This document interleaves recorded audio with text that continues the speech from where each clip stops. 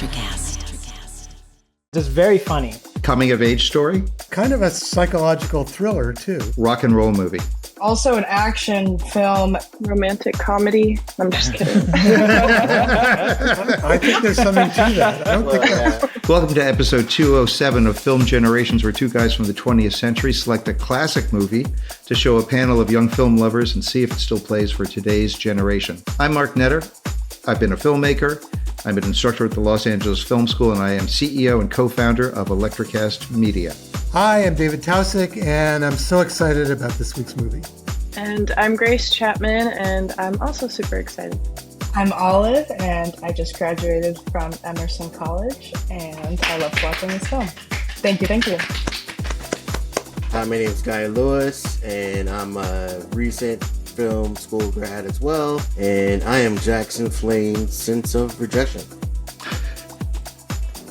And now I want to introduce, we have a special guest who we last saw on our Full Metal Jacket episode, season 1, Christian.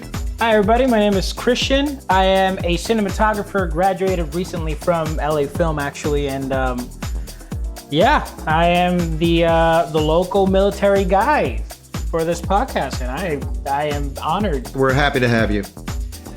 So it's hard to believe, but the film that we watched for this episode is now a quarter century old and is still the most recent movie that we've covered. From 1999, based on the novel by Chuck Palahniuk, screenwriter Jim Uhls and visionary director David Fincher bring us Fight Club. When an unnamed insurance adjuster with insomnia, played by Ed Norton, befriends Brad Pitt's Tyler Durden, a soap maker with anarchist tendencies, the two form a secret fight club designed to force a generation of neutered young males to embrace their manliness. But when the edgy Marla, played by Helena Bonham Carter, enters their world, identities begin to fragment, and the club seems to morph into an underground global terrorist movement with everything spinning way out of control. Now, a big spoiler warning, not sure how long we can hold off, but the twist in this one is at the Citizen Kane Rosebud level of importance to the story, so I'm sure we'll be discussing it. This could be a very short conversation, as we're not supposed to talk about Fight Club, but I'm going to say let's take the gloves off and see how our young panelists tussle over Fight Club. I was actually extremely young when I saw this movie. It's my mom's favorite movie. I don't know why, but she said she took me to the theater to watch it. I was 4 years old. I don't remember that, and I don't know how you could get a 4-year-old into the Fight Club theater, but I remember thinking, this is boring as a child. Like, what is going on? I don't get this. But watching it this time, I really enjoyed it. And having the end spoiled, I watched it with like an interesting lens. Oh. But I really loved it. Very interesting. We'll talk a little more about the twist as we get into this. But I actually had the twist spoiled for me by the New York Times. No. The first weekend it came out, that Sunday, they published an article, a think piece about how terrible the movie was. They revealed the ending. And I went to see the movie in the middle of the week with a friend, and it actually did not diminish my pleasure because it's so interesting to watch, even knowing what happens. So I think repeat viewings definitely work with this one. Olive, how about you? Yeah, so I had seen it also when I was young, not as young, but I believe I was 15. And I just remember being bored and being like, this is just a bunch of men fighting. I was totally like not comprehending it as it's meant to be. And then I remember I didn't have the twist spoiled for me, but I was told that there was a big twist. And I remember guessing it. Needless to say, I did not love it at the time, but I had a very different experience this watch around. I was a kid, and I was like, I just didn't get it. I was like, what is so good? This is a boring movie. I don't understand what's so good about it. And little did my young 12-year-old innocent mind know that it was actually one of the greatest movies to have ever been made. And I rewatched it again when I was in the military, of all things, and I was like, this movie is fantastic. I straight up just thought it was going to be boring. So my friends were like starting to get into it, and I was just drinking, doing my thing. But I kept doing the whole like peeking over my shoulder, like looking over the couch. I'm like, what is going on? And I just got sucked into it. And I fell in love with the movie then. And then when I got into film, like that just made it even better. All the meticulous effort that every single department put into it. Guy, what about you? It was like starting to be like a cult classic when it came across my lap. People would be like, "Oh, you haven't seen Fight Club?" I was like, "No, I haven't seen Fight Club." And then when I was in the Navy and me and a buddy of mine, we watched it after a long night of drinking, and it just really hit. It was confusing, and it was easy to get on board, and everything was like heightened. All the sad parts were really sad, and the fight scenes were really intense. And then like at the very end, it was just like, whoa, mind blowing. And that was the first time that I heard that song by the Pixies, which was like the first song that I tried to play on electric guitar. Oh, wow. Wow. What is it? Where is my mind? Yeah. Yeah. So let me ask a question. What do you guys think is the genre of this movie? Romantic comedy. I'm just kidding.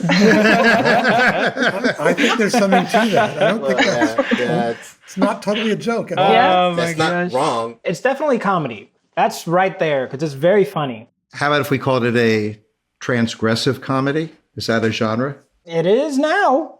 You just coined it, baby. There you But go. it's kind of a psychological thriller too. It's, Yeah, I was exactly. doing that Because way. like, I'm telling on that. Yeah. Also an action film, and to me it's social commentary, so maybe with the comedy you could call it a satire. yeah, there you go. You guys have hit everything on my list except for coming of age story. Oh, it is. It is a coming of age story. Dang. I think Right? so. I think Dude, so too, layers yeah. to this. And I got one more. Rock and roll movie. Is that a genre? Oh yeah. Oh, Definitely. the score just really Yeah. From the slaps jump. throughout the entire movie. Everything, even like the favorite bits of music in this film come consecutive, right? When they go off on those little missions to lose those fights, the music score there, and then when the narrator goes on his mission, that piece of music is just really intense, and the way that it fits with the edit and everything is just phenomenal. I agree, man. I think it's one of those like first movies to really take music to really sell the emotion of the scene. I don't know about first. I'll give you that it's really amazing at that. I've read that David Fincher told the Dust Brothers, who did the score, that he wants it to be as cool as the score for The Graduate.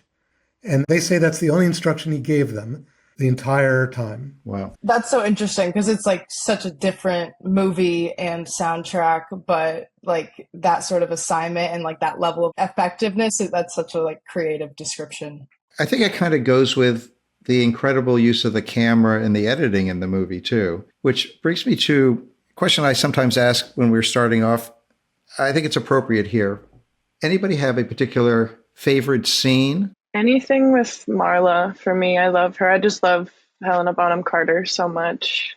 I don't think I've ever seen her in anything other than Harry Potter, which is crazy. I know. I love her so much from that. I And it was so know. fun to watch She used to her. do like I these, wish she like, was in more. She would do Merchant Ivory movies, like she would be in A Room with a View and Howard's End and stuff like that. Wings of the Dove. She was really good. Yeah. Which is not Merchant Like Ivory, but period adjacent. pieces or okay. Right, and that's how I knew her. So, I'd seen her in these proper English drawing room 19th century movies, and it was so great to see her do this part. She's so stunning. Favorite Marla scene? My favorite shot of her is obviously the one where she's smoking in the testicular cancer meeting. She's in a cancer meeting smoking like a chimney. But I really loved when, I think it's the first time she sleeps over and the narrator is like being a jerk to her and she's like, what? Like, and from my point of view, like knowing that he is Tyler Durden, I'm like, she's mad that they just had sex and now he's being such an asshole to her. So I really liked seeing that little aspect of her, and then she just storms off. But just everything about her when she's like weaving through traffic, not even weaving, just elegantly not getting hit by any buses or anything.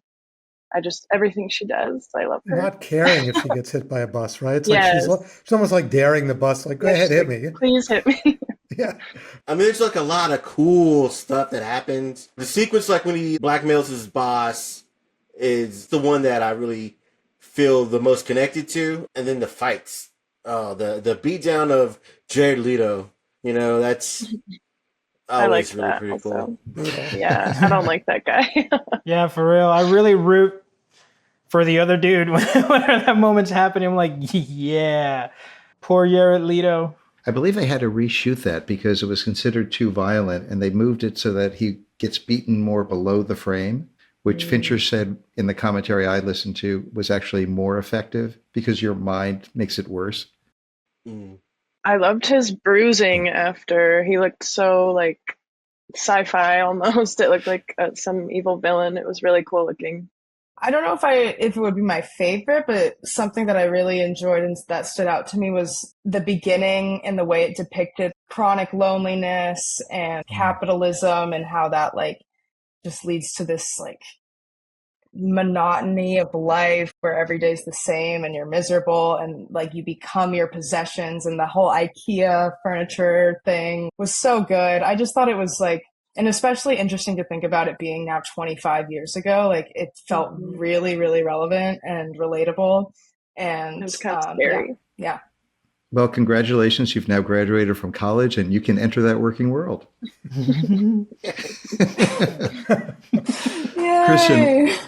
Christian, what about you? It's the end for me, man. When the buildings start exploding and they just kind of, I mean, what else can you do, right? They just kind of accept that it's happening.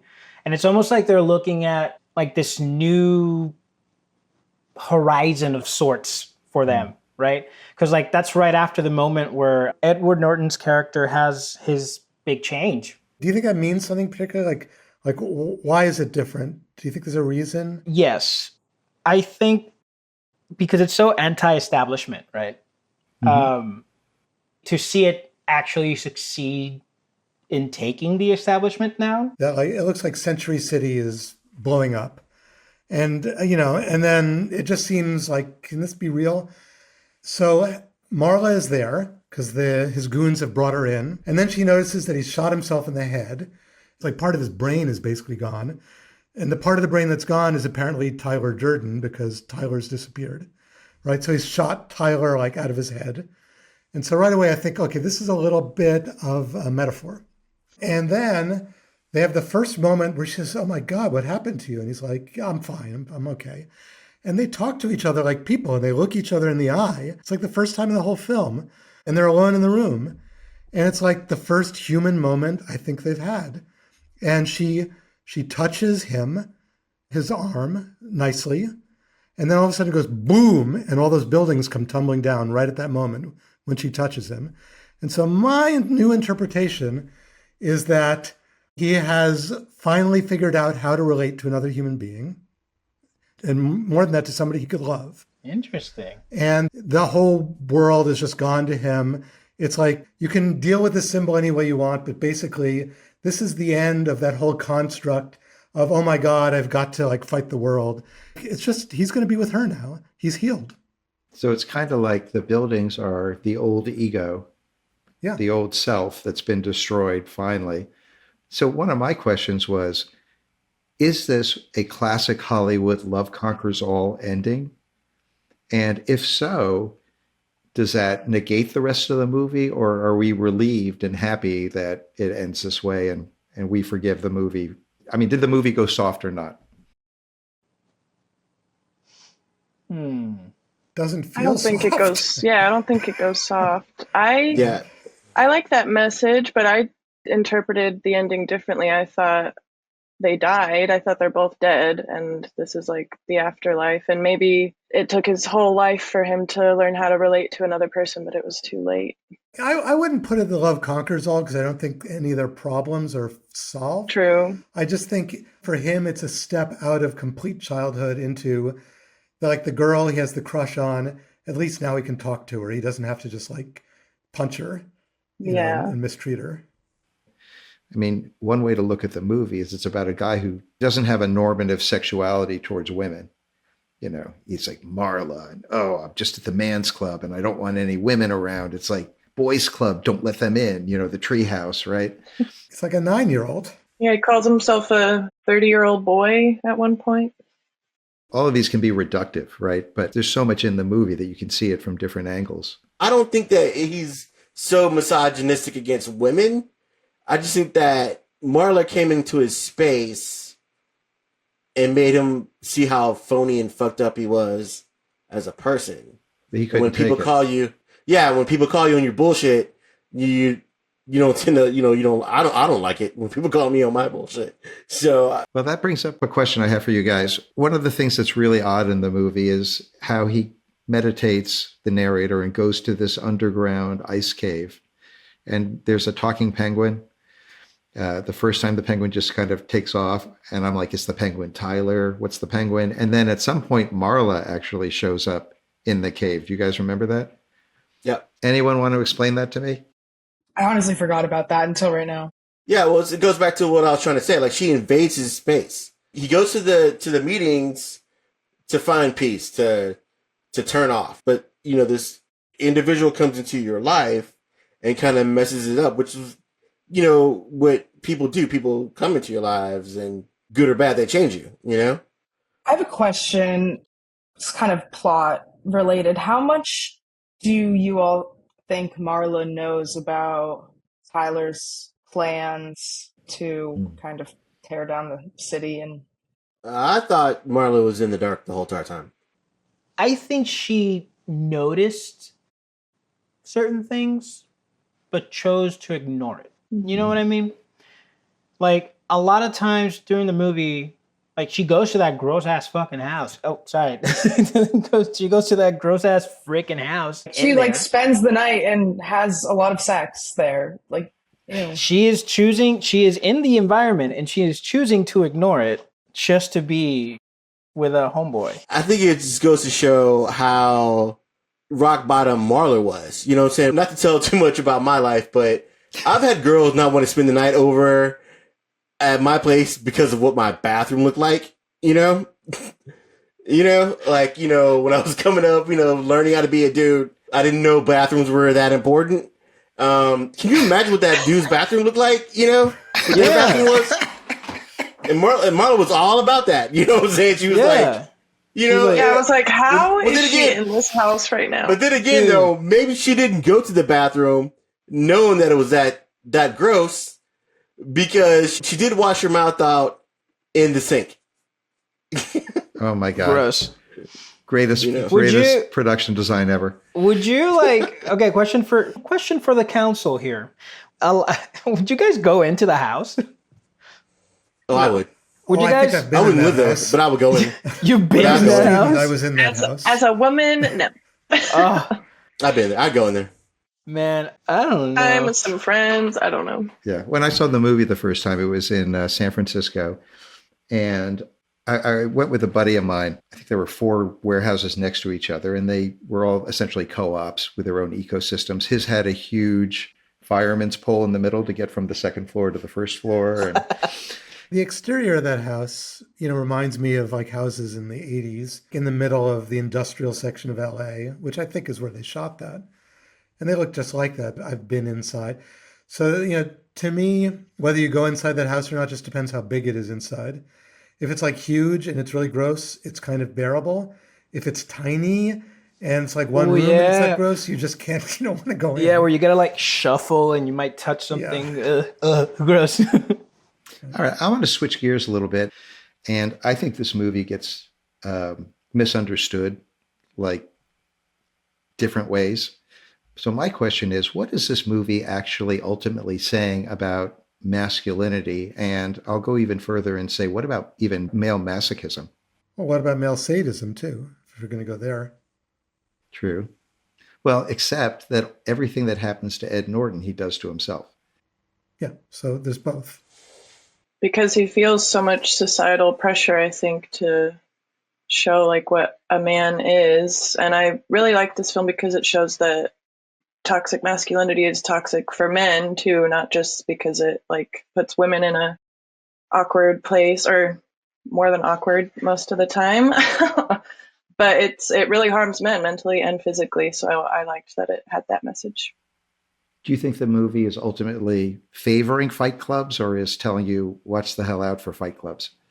I definitely watch the hell out, because like I've been in groups like that where dudes are just men. We don't talk about our feelings. We don't cry. We drink and we fight and we hump and do stuff, like what are feelings? Exactly. Like, and this is not now, because luckily it wasn't a common thing to be around people like that. But when I was in the military, I mean, it's like a giant.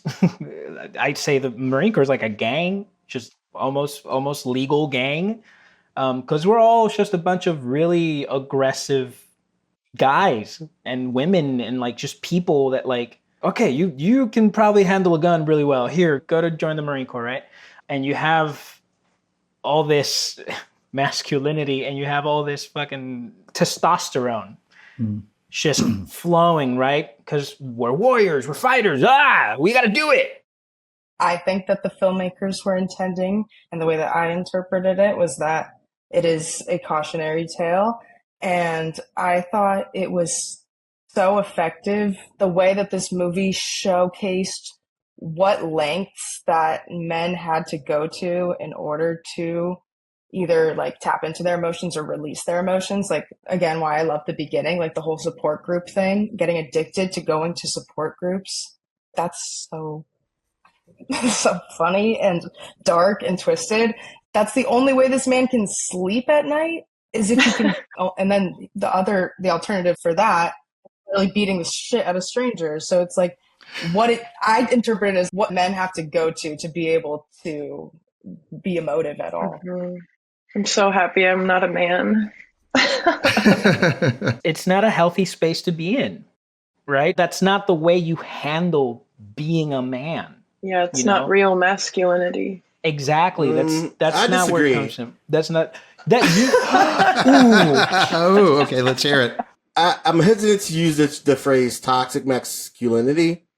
Masculinity is masculinity, but it's all about how the individual uses it, right? Just because you're having a physical altercation with another person doesn't necessarily mean that it's bad. It's how you go out there and how you leave the situation afterward. Until they started wreaking havoc in the city, I think that the things that they were going through weren't that bad. Interesting. Except for getting in your face, beat the shit. That's kind of bad. But having sparring between two people, I don't think it's not that bad. Yeah, but you're talking more about like the occasional, I'm in a situation where I now have to fight. Whereas these homies in the movie are using that as the only their therapy. Like therapy, rather than just like, sure, like I personally I'm a pacifist. I don't like fighting. I would much rather roll you a joint and then talk about it.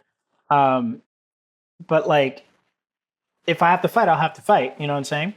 But it's not like therapy for me. I'm like, this is a result of a situation that has gotten out of hand. You know? Well, I want to say that one of my favorite scenes in the movie always is the first time they assemble the Fight Club together and Tyler, Brad Pitt, starts with the rules. And the camera is moving around him. It's really exciting. And the funniest thing, the thing that gets you is the first two rules of Fight Club are the same. First rule of Fight Club is you don't talk about Fight Club. The second rule of Fight Club, do not talk about Fight Club. It's like, you get it, right? And then it starts getting into rules that actually kind of make sense. Like if somebody taps out, you stop the fight. And then it ends with, if this is your first night at Fight Club, you have to fight. And that's one of the things I think is amazing about the movie is as much as it's telling you this toxic masculinity or wherever lengths they take it to is kind of awful, there's a big thrill when that starts up. And that's what we came to see. That's why we came to see a movie called Fight Club. We're waiting for it to happen. And they don't stint on that. So, there's an extent which Grace touched on, which is, she said, I'm glad I'm not a man. I mean, these men are victims too. The men in the movie have been emasculated. Let's talk about the narrator. Nobody cares what he thinks or what he does. He finds himself shopping as his main thing. And men were maybe designed to like hunt and to, they weren't designed to shop necessarily, but this is the culture we live in where, if you want a woman, you're not going to impress her with your hunting prowess. You're going to impress her with your coffee table and your cool decor. And I would argue that he feels emasculated anyway, whatever, and he's raised by his mother too, right? Where he says his father went away. They talk about a generation of middle children with no dads.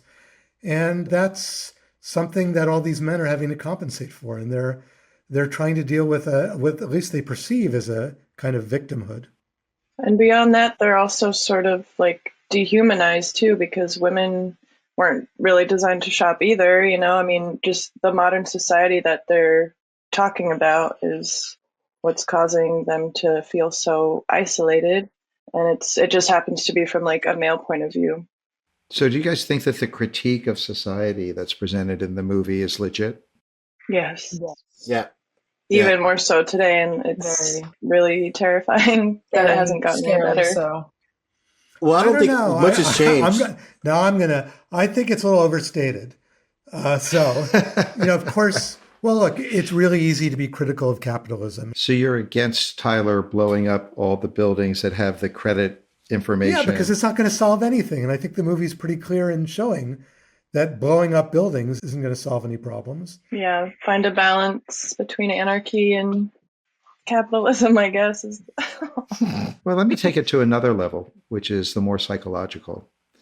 So one of the things that's a huge theme of this movie, I don't think there's I can't think of another movie that's as strong on the idea of disassociation. On the topic of dissociation, like for me, I've experienced that as a way to survive capitalism, especially when it relates to technology and this like constant overwhelm of images and information that is like really hard to manage throughout the day, and to focus on what you have to do and to prioritize what you care about and to like maintain joy when you're constantly seeing all the terrible, maybe this is just me, I don't think it's just me, but when you're constantly seeing all the terrible things in the world, like it's just, you have to separate and compartmentalize in your brain to go to work, to cook dinner, to do what you have to do to survive. So I think that's an interesting part of the film and part of our daily lives. It happens every single day here, right? First thing we do is we wake up and reach for our phone. You know what I mean? That's not I don't do that. Yeah, but you're old. I'm lying. I'm lying. I do. I pick up my phone. So people are learning how to communicate in this fake world where you're supposed to be social. So when the real world happens, people panic. You can't call anyone that's under the age of 30. Hell, even 30. Anyone 30 and down. You call them on the phone, they get a panic attack. Not me. You know what I mean? I don't think that the world has changed that much during that time. I mean, yeah, the internet blew up, Facebook and Instagram, but as far as the plight of the average male and female during those times, life hasn't really warped. You know what I'm saying? It's not like the problems of the people in the 90s are so different than the problems of the people today. Well, it's a question. Is this a Gen X film? Do you see any of the filmmakers we've talked about in the past represented in this movie as influences? I'd say Hitchcock, maybe? Yeah, that's a good one. That's isn't right. Psycho about somebody who has a split personality? Yeah. Yeah. How about a little Full Metal Jacket in terms of the masculinity and the way that that's shot? Little Stanley Kubrick. So funny you bring those up. So David Fincher has talked about his favorite directors.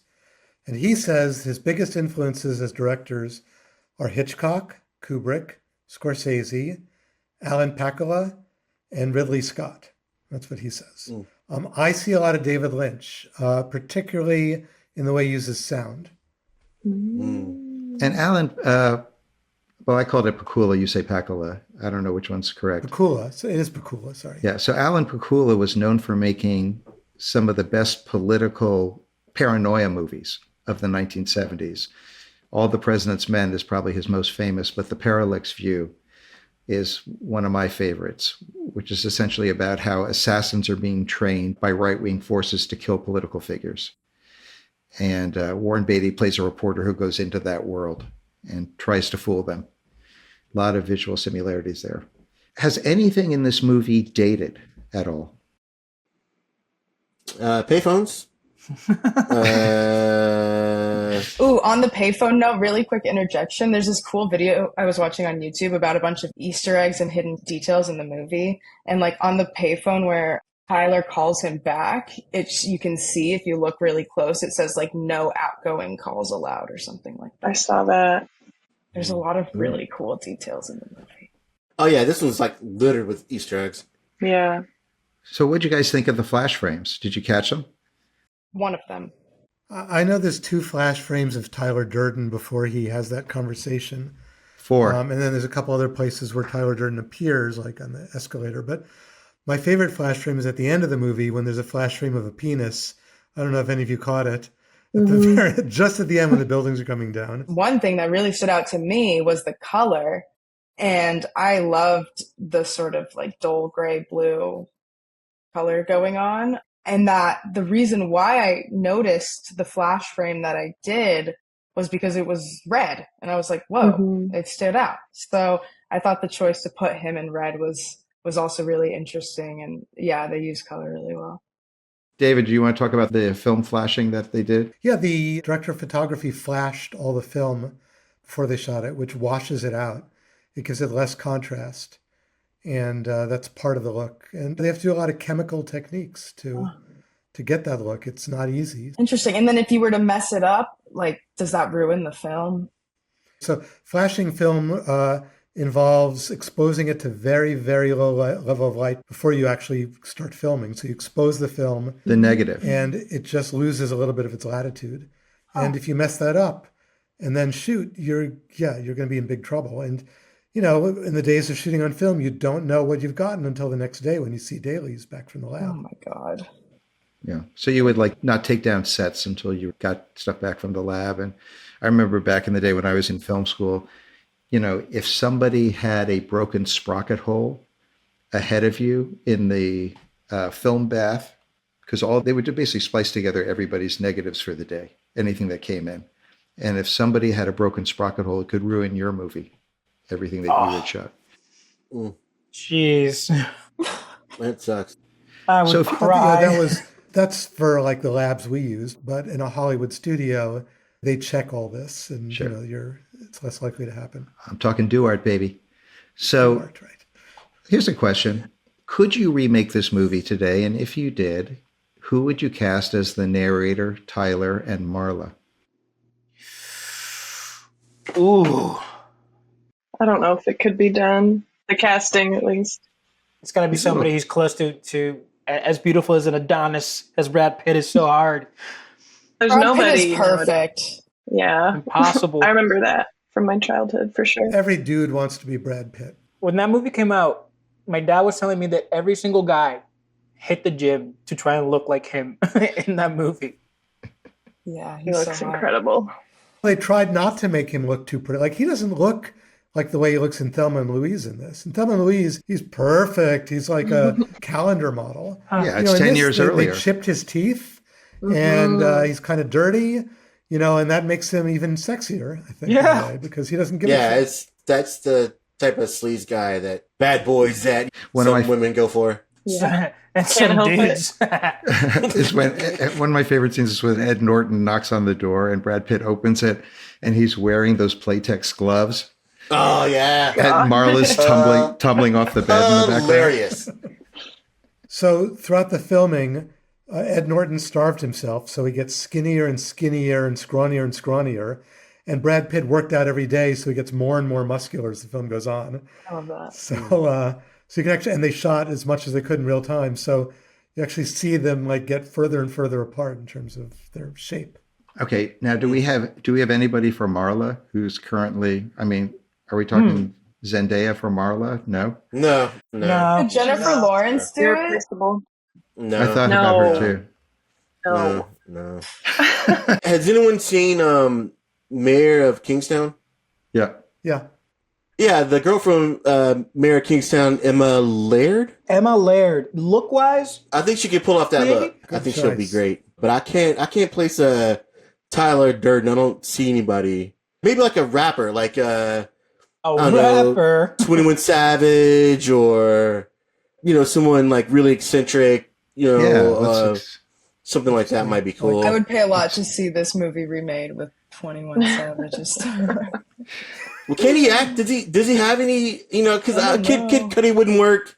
You wouldn't want to see Donald Glover Charles maybe could Gambino. do it. No, you don't No, think so? Donald's way too polished, and he's too skinny. way too cool, way too suave to be a rugged individual like that. I like the idea of going mixed race on it, though. But what about Jodie Comer for Marla?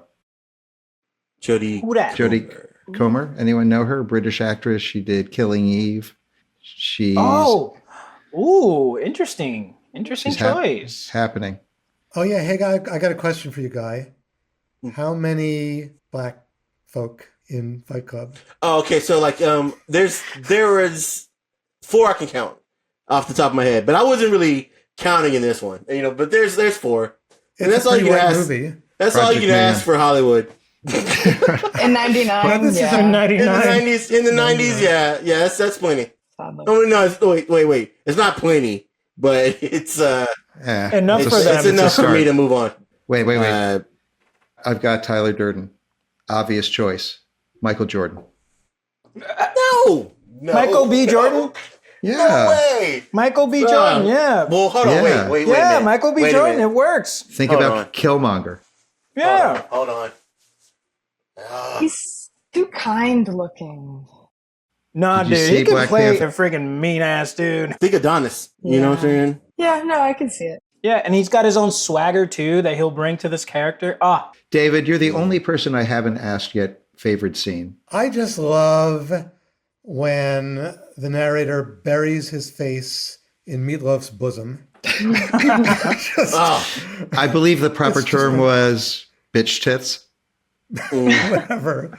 So You can cut that out later. yeah, just great. That reminds me though of something interesting also towards the end, especially, was like the cult mentality of it all and how it's just very culty. He just created like another machine basically that he was trying to fight against. He just made franchises. Yeah. Olive brought up a good point, and it made me think about how this movie is used so much in like this internet toxic masculinity stuff. Incels. Because like it's almost a full circle thing. It came out, people thought it's just going to promote toxic masculinity and start fight clubs, and then people grew up and realized, oh, it's a lot more about making fun of it rather than actually doing it. And now people are back to, oh, Fight Club, toxic masculinity, hell yeah. It's like it's this interesting kind of go around with this movie. So I'm going to ask one more question, then I want to get into the research. The big twist, was it a surprise, or knowing it, how does it work for you? I liked knowing it and seeing how everyone else interacted with the narrator before we know he's Tyler. I wish I could have seen it without knowing the twist, but I think it adds a really interesting element when you're like rewatching it and you could look back on all the different encounters with everybody. There's 2 experiences, is seeing it for the first time without knowing, and then when you see it again and you see the buildups, because the building blocks are there from the beginning. Mm-hmm. There's so many hints. When you know it's coming, then it's a completely different movie damn near with the experience, right? Yeah. There's something about knowing the big twist before the story starts, because then the whole time you're like, when is it coming? When is it coming? When is it going to happen? So you get so lost in this world trying to find that moment. Suspense. That when it does happen, that payoff is so satisfying. Because you're like, yes, there it is. Yeah. Oh, baby. When the bartender calls him Mr. Durden, right? Mm-hmm. It forces you to watch more critically too and just pay deeper attention. Mm-hmm. Here's what bothered me at the twist, and I want to know if it bothers anyone. Where are all these dudes coming from? I mean, these are these really, really stupid dudes? They're showing up and just going in for Project Mayhem. Have you been around a bunch of military people? I understand. You set up a fight club and there's people that are going to want to show up and fight. I get that. What about for the Proud Boys? But they're not just fighting. They're like polishing his shoes and they're running his errands. And then you get the twist and you find out there isn't even a Tyler Durden. There's just this schlub, the narrator, and they're doing it all for that guy. Yeah. It's so much more believable if Brad Pitt is the cult leader. It's like Edward Norton. I totally disagree. I disagree. I think that the fact that he's nuts and different and crazy enough Looks to wise, to I guess. bring everybody together to do this thing that they like so much, which is beating up on each other. You know, it's easy to take those guys to that next level, I think.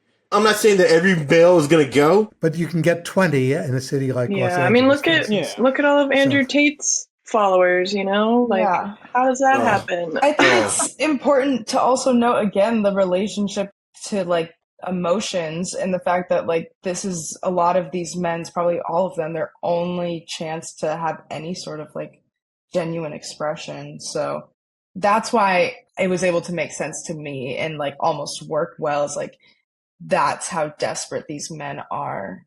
Exactly. It's finding that place where they do fit in, where they're like, oh, regardless of whatever's been happening in my real life, this is where I feel my most self. They're going to defend that place until the end of time or until they like grow up. Tribal behavior. Yeah, tribal behavior. Exactly. There's a reason men connect better when they're watching a sport. Well, I want to ask Grace something too. I get what you're saying about Brad Pitt being so impressive, you know, physically and such. But Oh yeah, how about when you see those flashbacks to Ed Norton Physically impressive. doing those things that Brad Pitt was doing, like fighting, you know, Jared Leto, coming up with the bloody mouth and all this. yeah. Looking kind of buff. Do you feel like that version of Ed Norton would sell it? Yes, because he was in such a scary, dark place. Like we don't even really see him as Tyler Durden. You know, we see Brad Pitt as Tyler Durden, and we can just assume Ed Norton was doing those things exactly as he was doing. But for me, I really don't know. Like I can't imagine Ed Norton actually being that way. And if he was, he would be more disturbing almost because he's tapping into someone who's not him whatsoever. So I can definitely see how he can like maybe intimidate some people. I think I was mostly just really sad that Tyler Durden wasn't real. Well, it's kind of interesting, right? And Ed Norton is tapping into some part of himself that he's never gotten to show, but clearly he's Wants got to Tyler be. Durden in him or he wouldn't have created him. Yeah. And a part of me is also wondering, I wish Jake was here for this. Like, there are some like homoerotic things. Like, is this his dream man? Yes. You know? I was thinking about Is this that who he wants to be, or is too. this who he wants to be with? Because Like he the doesn't treat scene women in- that well either. Fair enough. I agree about this overtones. I mean, especially when they get the assignment to go out, start a fight and lose it. And like with a priest, I mean, these things are homoerotic kind of like fantasy sequences a little bit, right? I like the scene where he's in the tub Yeah. talking to him about maybe another woman is not what we need. That is a little on the nose. Mm-hmm. Definitely. Agreed. I will tell you, there was a guy that I worked for who told me in college for charity, he was part of a group of guys that did a boxing exhibition. And so they spent about 2 months training for this. And he told me that by the time they got to the fight, he felt like Superman. Like he would walk into a bar. He felt tougher, stronger, more attractive than he ever had in his entire life. He said he's never had a feeling like that before or since. Wow. Okay, on that note, let's go into some of the research that people did over here. Grace, what did you cover? I covered the making of. I'm sure you guys all know that this film was based off the Chuck Palahniuk novel, but I learned that he wrote that story because he was inspired by when he went camping. He like asked his neighbors to keep it down or something, and they just beat the crap out of him instead. And he went to work the next Monday, and nobody even asked him why he had these bruises or anything. And it just really made him think like, wow, if you're doing dark stuff, nobody wants to hear about that. So he was really inspired by that. Palahniuk actually praised the movie and said he kind of felt a little embarrassed because they did a much better job, he thought. I read the book after the movie came out and I saw it, and it's so close to the book. I mean, I don't remember differences. So it's a pretty faithful adaptation. The budget ended up being $63 million. Filming took 138 days, and then the opening weekend, I think it only grossed $11 million, which was somewhat of a disappointment. They didn't really lose money, but the studio was expecting more. But DVD sales turned it into a cult classic because I think it sold over 55 million. So that just kind of made it what it is now. Right. So, like Grace said, it wasn't like a box office smash. It was like number 56 of that year. Number one being Phantom Menace. Number two, Sixth Sense. Number five, The Matrix. However, now IMDb ranks Fight Club as the number 13 movie as of now, right? So number one being Shawshank, number two being The Godfather, number three, Dark Knight, number 13 is Fight Club. And that's like, and then if you go to the Letterbox app, you guys know about Letterbox? Love Letterboxd. Yep. Letterbox listed Fight Club as the most popular movie before 2010. And the only other movie that's on that list is Pulp Fiction. Wow. David, as always, you'll give us a little background on the director, David Fincher. All right.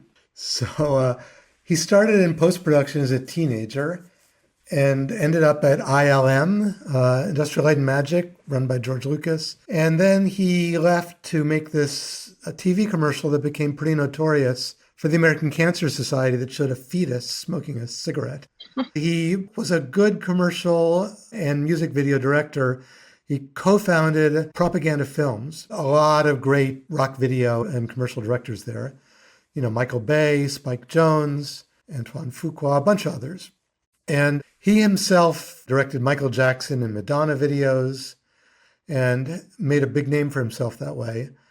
And so he wanted to do features. In 1990, he got his chance when he was hired to replace Vincent Ward as director of Alien 3. Fincher hated the final film and he disowned it. And he still calls his next film his first film, which was Seven with Brad Pitt. Morgan Freeman, Gwyneth Paltrow, Christian's favorite actor, Arlie Ermy, and Kevin Spacey.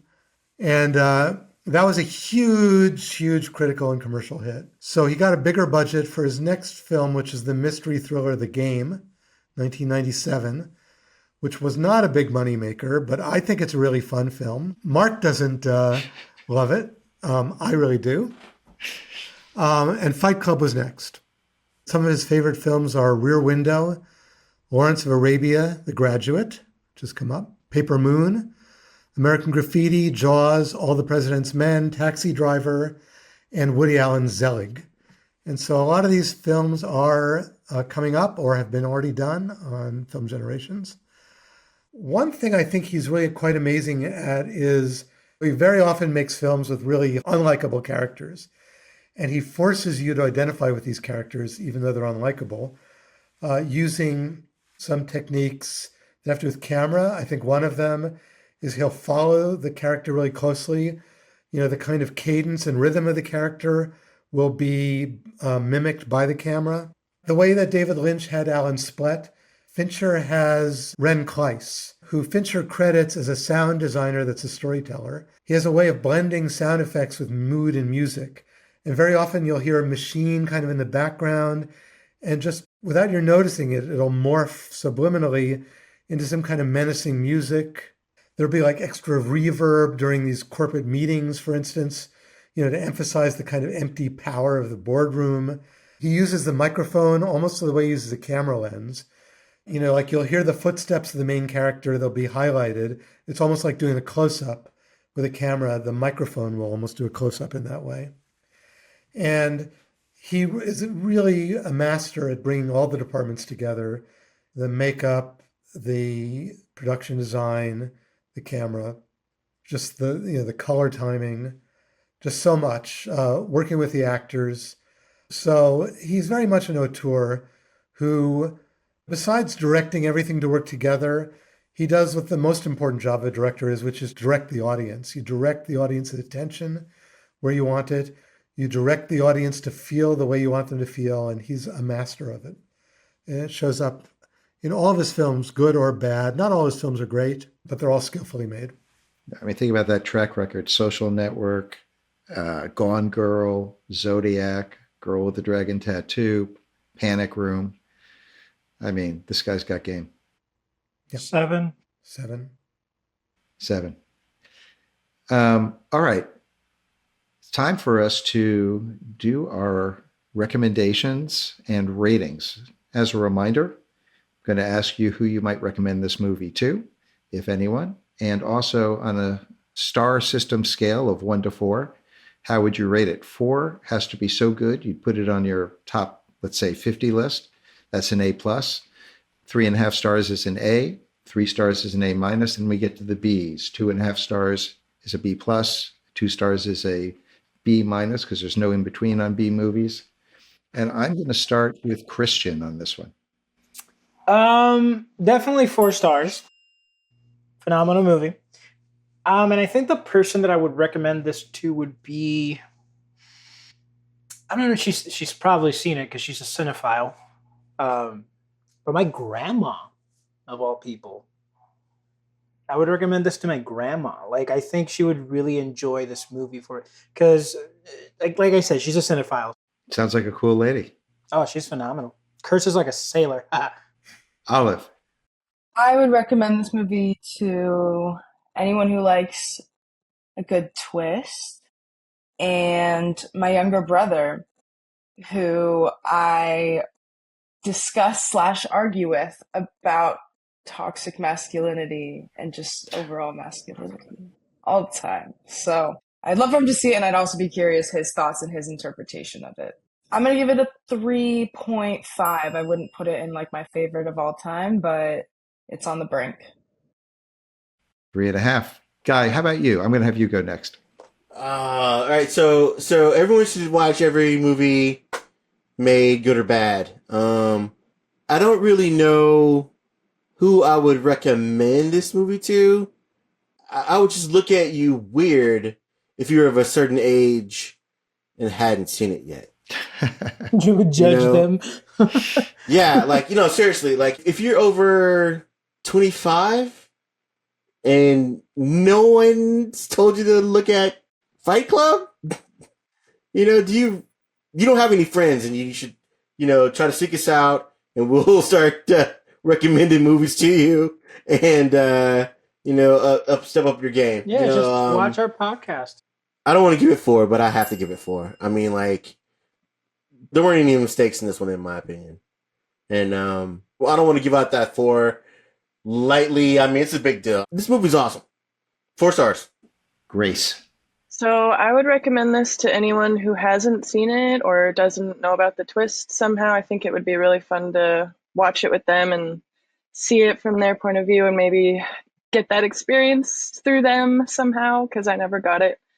But that just goes to show like how embedded it is in the zeitgeist, because I think even if people haven't seen it, they know who Tyler Durden is, And I feel like that's also why I feel like I've seen it so many more times, because it's just like in memes, it's all over the internet. Like, it's just people know Fight Club, even if they haven't really seen it. And for that reason, I think I also have to give it 4 stars. I was really hesitant. I wanted to do 3.5, but I think it is just a perfect movie. David, what about you? It squeaks into 4 for me. It's my favorite David Fincher movie. He's a very good director. The movie is just really rich. It's well made. It's exciting. It's got a great twist. It's got a great ending. It's got a great song. It's got great performances. It's got a terrible but therefore great romance. It's funny as hell. It's just got so many good elements. I have to give it a 4. And the one thing, I know we really did touch on it, we tried to, but I still think we didn't get to plumb what to me is maybe the most interesting thing about it, which is what it says about the pain of that male experience, the confusion of trying to carve your way into this world as a young man. I think there's a lot there, and the movie doesn't give the answers, but it really brings up a lot of great questions. As far as I'd recommend it to somebody over 17, please. Probably under 80.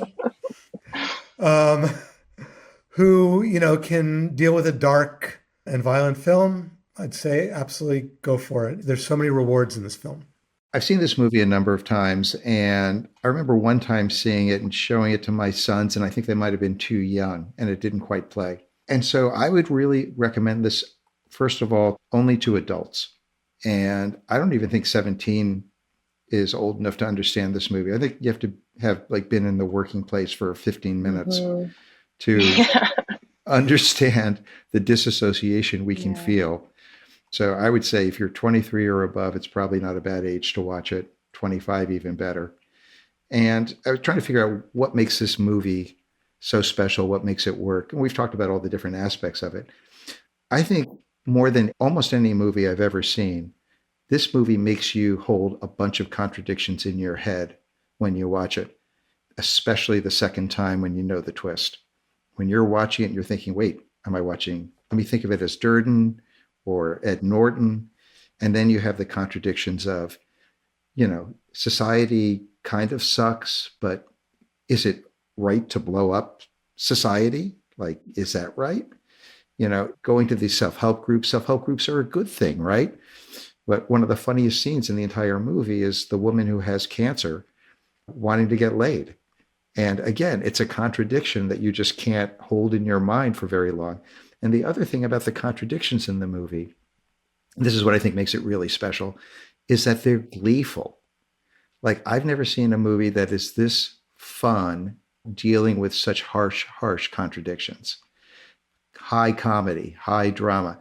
The beginning, we talked about what genre is it? It's a big mashup of a lot of other genres, but somehow it holds together. So for that reason, and for the incredible relevance of it that still seems to exist to today, I'm giving it 4 stars as well. So Guy, where does that put us? I have it at 3.916 repeating. So we're going to round that up to 4 stars.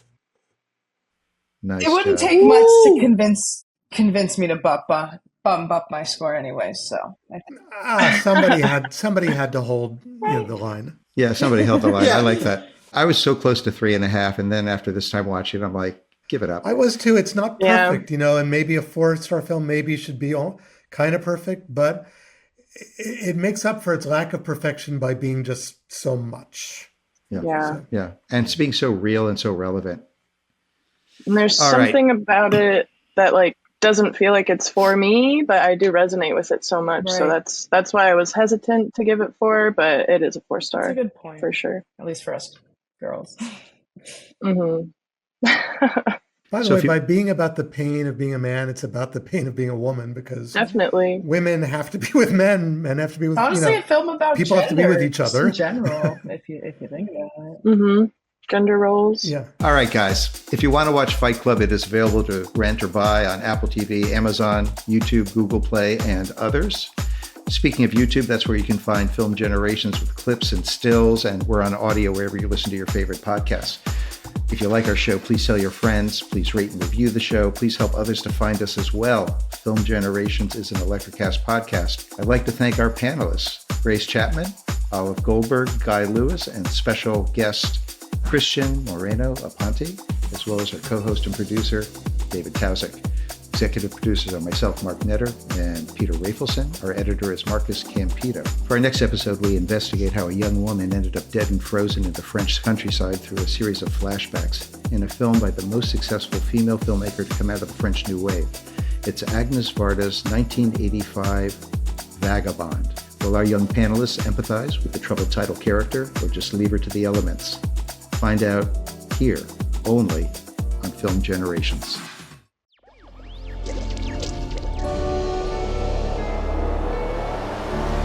Electrocast.